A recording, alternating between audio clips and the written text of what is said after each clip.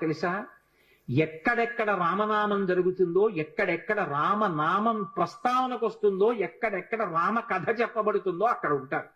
కాశీలో హనుమాన్ ఘాట్ లో ఒక వ్యక్తి రోజు రామాయణం చెప్తున్నాడు. అక్కడికి వచ్చి కూర్చుంటారు. ఎలా గుర్తుపడతావో తెలుసా?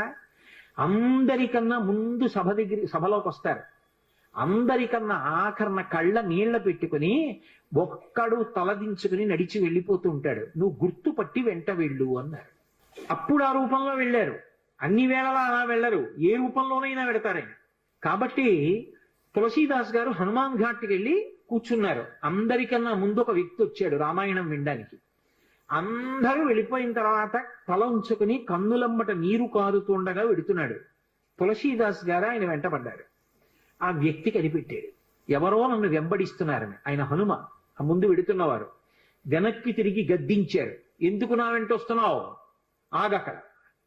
కాదు, నాకు రామదర్శనం కావాలి, నీ వల్లే జరగాలి. వెళ్ళి కాళ్ళ మీద పడ్డారు. కాళ్ళ మీద పడితే ఆయన